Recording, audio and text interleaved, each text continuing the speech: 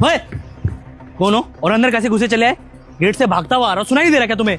भाई हमारा फ्लैट है यहाँ पर, इतनी महंगी सोसाइटी में, और तेरा फ्लैट कौन सा है? 2224 नंबर। 2224। धीरज सर का है वो, झूठ बोलेगा, चल के यहाँ से। अरे बेटा है वो मेरा। धीरज सर के पापा? ये लड़की कौन है? ये उसकी बहन है। बेटा देखो, दरअसल बात ऐसी है, रक्षाबंधन का समय है और ये उसकी बहन है। हम धीरज से मिलने आए हैं। बहन हूँ उनकी, राखी बांधने आई हूँ। रक्षाबंधन का त्योहार है, इसलिए अपने भाई के घर पर आए हैं, समझे? पर धीरज सर ने तो हमें ऐसा कुछ भी बताया नहीं। क्योंकि हम उन्हें सरप्राइज देना चाहते हैं। उन्हें खुद नहीं पता कि हम आ रहे हैं। अच्छा, फोन मिलाने के बाद बात करो सर से। बिना परमिशन के अंदर नहीं जाने दे सकते, बात करो। फोन तो मिला देता, लेकिन मेरा फोन जो है स्विच ऑफ हो गया है। इसका चार्जर मिलेगा आपके पास? पकड़े गए ना, मुझे पता चल चुका है कि आप दोनों फ्रॉड हो। हैं? धीरज सर करोड़पति आदमी है, उसके बाप के पास ये कौन से जमाने का फोन है? हैं? ऐसा हो सकता है क्या? शकल सी लग रहे हो कि आप लोगों की कोई औकात नहीं है। चलो चलो निकलो यहाँ से, चलो।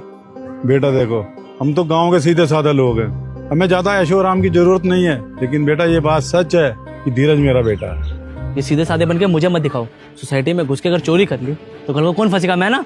लगता है कहीं से धीरज सर का नाम सुन लिया होगा, उनके फ्लैट के बारे में पता कर लिया होगा और अंदर घुसे आए। देखिए, परमिशन नहीं हमारे पास, निकले यहाँ से, चलिए। ओ हेलो, एक्सक्यूज मी, एक सेकेंड। कितनी देर से बदतमीजी करे जा रहे हो? तुम्हें बुजुर्गों की इज्जत करना नहीं आता?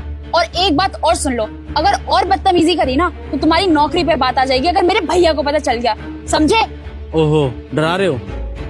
अगर तुम दोनों अंदर चले गए ना, नौकरी तो मेरी फिर भी जानी है। अरबों की प्रॉपर्टी है, एक एक फ्लैट करोड़ों में बिकता है।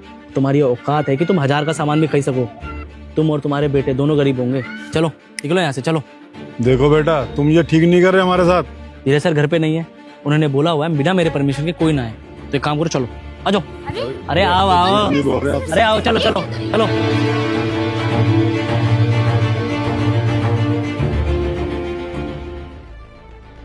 अरे भला ये भी कोई बात हुई? मैं अपने बेटे से मिलने के लिए आया था, उस गार्ड ने मेरी बेइज्जती करके मुझे भगा दिया। अरे पापा, ये देखो, ये तो भैया की गाड़ी है। पापा आप? छोटी तू? आप लोग आ रहे थे, आपने बताया नहीं मुझे। भैया, हम तो आपको सरप्राइज देने आए थे, पर ये सरप्राइज तो हम पर ही भारी पड़ गया।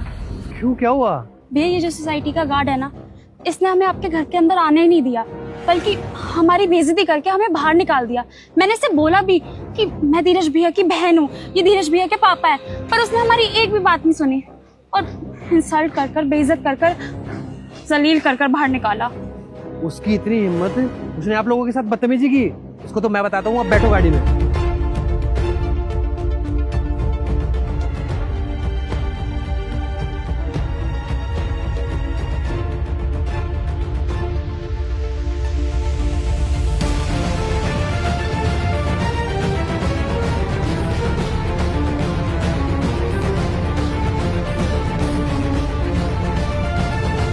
नमस्ते साहब।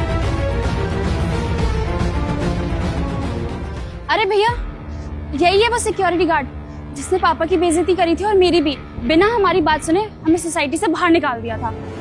क्यों भाई? क्योंकि तुमने इनके साथ बदतमीजी? माफ करना साहब, लेकिन सच को मुझे यकीन नहीं हुआ कि आपके जानने वाले हैं। क्यों नहीं हो सकते? अरे उन्होंने तुझे बता दिया तो हो नहीं सकते क्या? सॉरी साहब, लेकिन एक बार उनका हुलिया देखे ना, कैसे साधारण से कपड़े पहन रखे थे, पुराना सा फोन था इनके पास, बस इसीलिए मुझे लगा ये लोग फ्रॉड हैं और मैंने इनको भगा दिया। क्या सॉरी? तूने इनके साथ बदतमीजी करके ना ठीक नहीं किया। अरे इन्होंने सिंपल कपड़े पहने हुए हैं, तो क्या मेरे पापा नहीं हो सकते, मेरी बहन नहीं हो सकती क्या? माफ करना साहब, लेकिन मैं बस अपनी ड्यूटी कर रहा था, आपने तो मना कर रखा है। अरे ड्यूटी कर रहा था मानता हूँ, लेकिन तेरा ये भी फर्ज बनता है ना मुझे फोन करके पूछे। अरे उम्र में कितने बड़े हैं तुझसे वो, और तूने उनके साथ बदतमीजी की है। मैं ऑफिस में बात करता हूँ और तुझे इस नौकरी से निकलवाता हूँ। नहीं नहीं साहब, ऐसा मत करिए प्लीज। अरे चल बेटा, रहने दे, इसे समझा के छोड़ दे। त्योहार का टाइम है, तो किसी गरीब की नौकरी पे लात मार रहे हो, आगे से ये सुधर जाएगा। हाँ भैया, पापा बिल्कुल सही कह रहे हैं, और वैसे भी हम यहाँ त्योहार मनाने आए हैं, किसी का दिल दुखाने नहीं। माफी मांग। देख रहा है, आज इन लोगों की वजह से बच रहा है तू।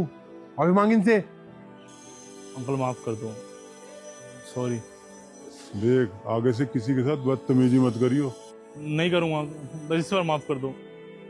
आओ बेटा। पापा आप हमारे साथ यहीं क्यों नहीं रह लेते? हाँ हाँ बेटा, क्यों नहीं। एक बार बस कोमल की पढ़ाई पूरी हो जाए, उसके बाद हम सब लोग इकट्ठे ही रहेंगे। भैया पहले आप राखी बनवा लो।